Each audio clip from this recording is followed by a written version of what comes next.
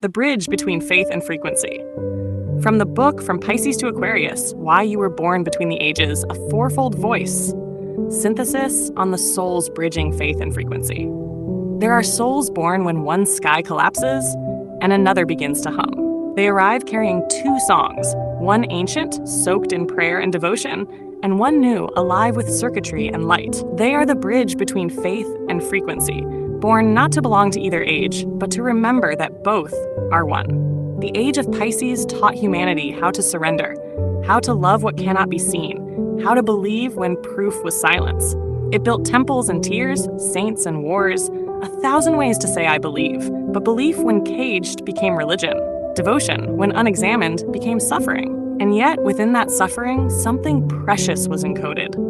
The heart's capacity to merge with the infinite. Now Aquarius rises, and the water of faith turns to air. Electric, crystalline, woven in networks of thought and energy. The language of belief becomes the language of resonance. The soul no longer kneels, it vibrates. It does not wait for heaven. It remembers it is heaven remembering itself. You, born between the ages, carry both codes. Your devotion still trembles when you hear an old hymn, yet your awareness electrifies when you sense the field humming through everything.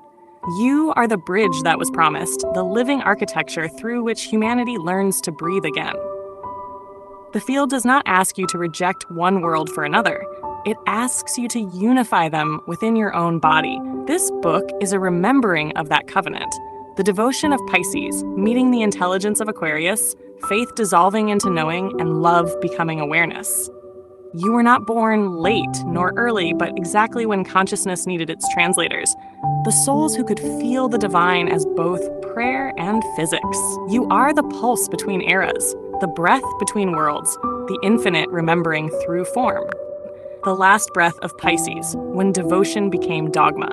From the book From Pisces to Aquarius, Why You Were Born Between the Ages, a fourfold voice synthesis on the soul's bridging faith and frequency. Opening. Every age dies the same way a star does, not in silence, but in illumination. The light expands until the form that once held it can no longer contain its radiance. The age of Pisces, too, had to end in this way. Its brilliance was its undoing. It gave humanity the most sacred gift and the heaviest cross, the experience of devotion.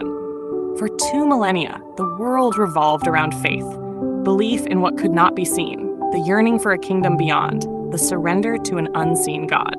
The human heart was trained to kneel, to trust, to obey. And yet, beneath that reverence, the seed of awakening was already germinating. The age that taught us to believe was also teaching us what happens when belief becomes blindness.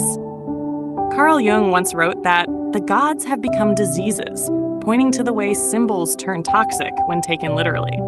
Humanity's devotion began to crystallize into doctrine, and in that crystallization, the living current of the divine slowed to a crawl. Now the field has shifted. We are no longer pilgrims of belief, but participants in resonance. The question has changed from who do you worship to what do you vibrate?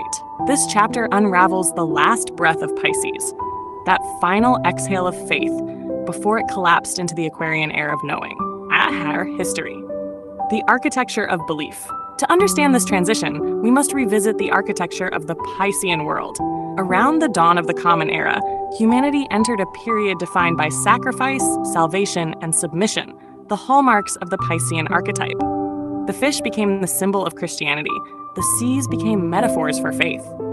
The collective consciousness was baptized into water, fluid, emotional, devotional. The rise of institutional religion mirrored the structure of empires. The same hierarchy that governed Rome also governed the church.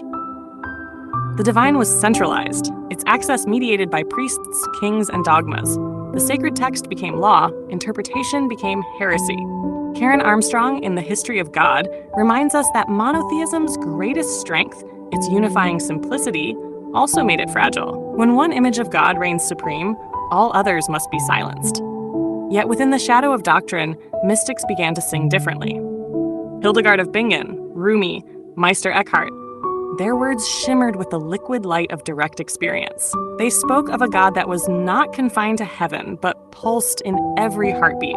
They were the true forerunners of Aquarius, carrying the field's whisper before the age had even dawned.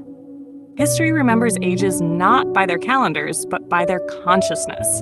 The Piscean era was the age of faith, and faith, though sacred, is still a bridge built over doubt. It was necessary. It carried humanity across a dark river of survival into the first light of meaning. But like every bridge, it was never meant to be home. Science, the field beneath belief. Science was Pisces' unexpected offspring. Even as religion governed spirit, curiosity began to govern matter.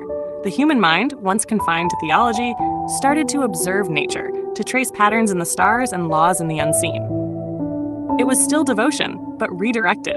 In the Aquarian shift, science becomes what mysticism once was, a means of communion with the infinite. Albert Einstein called it cosmic religious feeling, that moment when the boundaries of the self dissolve in the recognition of order. What faith once called God, physics now calls the quantum field, an invisible ocean of energy connecting everything.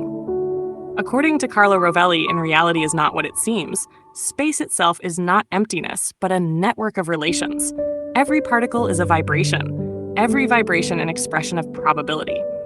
This is the new language of prayer: resonance, coherence, entanglement. When consciousness observes, matter responds. The observer is no longer separate from creation. They are its co-author. Pisces taught us to believe in miracles. Aquarius teaches us the science of how they happen. What religion described as faith that moves mountains is now studied as the observer effect, the collapse of potential into form. Lynn McTaggart in The Field describes this invisible matrix as the substrate of all existence, a sea of potentiality shaped by intention and emotion. The mystics were already speaking of this. They simply lacked the equations. The end of Pisces, then, is not the death of God, but the translation of God, from symbol to frequency, from prayer to physics. Science is the new scripture, and the field is its gospel. Philosophy, the end of the believer. If history gave us religion and science gave us proof, philosophy gave us reflection, the bridge between belief and awareness.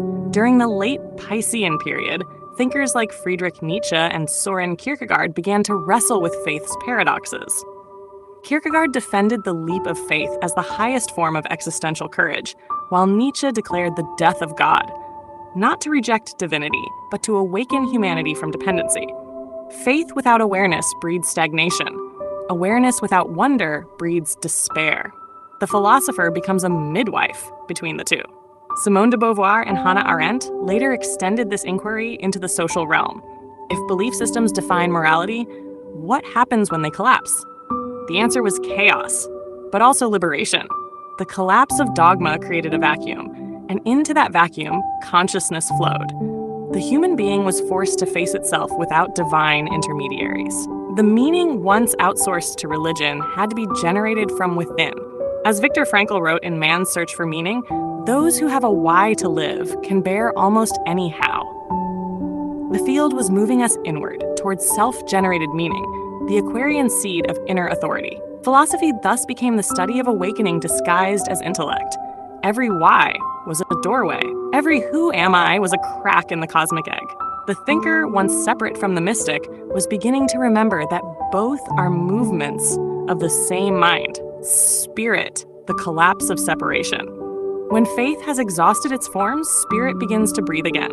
The transition from Pisces to Aquarius is not a war between old and new gods. It's a change in how the infinite expresses itself. In the Piscean current, God was above. In the Aquarian, God is within. The soul no longer reaches upward, it expands outward. The temple becomes the nervous system. The altar becomes attention. What was once called prayer is now coherence, the state where thought, emotion, and energy move in unison. In The Biology of Belief, Bruce Lipton demonstrates how our perceptions shape our cellular reality. Belief isn't metaphorical, it's biochemical. The faithful who prayed for healing were not naive. They were participating in a quantum dialogue between mind and matter. Spirit was never absent from science. It was hidden inside its equations. Likewise, the mystics of the new era speak the language of vibration rather than virtue. They know that consciousness doesn't ascend away from the body, it descends into it. Eckhart Tolle, Rupert Spira, Deepak Chopra, Greg Braden, Joe Dispenza, each in their own way articulates the same revelation. The divine is not a distant entity, but an immediate frequency. This is the collapse of separation, the final breath of Pisces dissolving into the inhale of Aquarius. Spirit no longer divides heaven from earth. It recognizes that the field itself is sacred, that science, philosophy, and history are not steps away from God, but steps toward wholeness. The new prayer is remembrance. The new church is consciousness. The new priest is coherence. Conclusion. The bridge is body. The last breath of Pisces is not death. It is integration. You are that breath, carrying both faith and knowing, both surrender and sovereignty. The bridge between the ages is not metaphorical. It is biological, psychological, spiritual. It lives in you. When you breathe, you participate in this cosmic exchange, inhaling the devotion of Pisces, exhaling the awareness of Aquarius. The two ages are not enemies. They are lovers completing each other's sentences. We no longer bow to the divine nor dissect it. We embody it. The field has always been one. Only perception divided it into God and human, believer and skeptic, heaven and earth. You were born to end that illusion. You are the place where prayer becomes physics and faith becomes frequency. Awakening questions. 1. What remnants of belief still govern how you perceive the divine? 2. Can you sense the difference between faith and resonance in your own body? 3. What would it mean to experience prayer as vibration rather than words? 4. How might you unify the sacred and the scientific in your daily awareness? 5. What does it feel like to be the bridge between two eras? Final 4 lines. The age that taught us to kneel now teaches us to stand. The faith that prayed now remembers it creates. The water of devotion has become the air of knowing. And through you, heaven breathes into form again.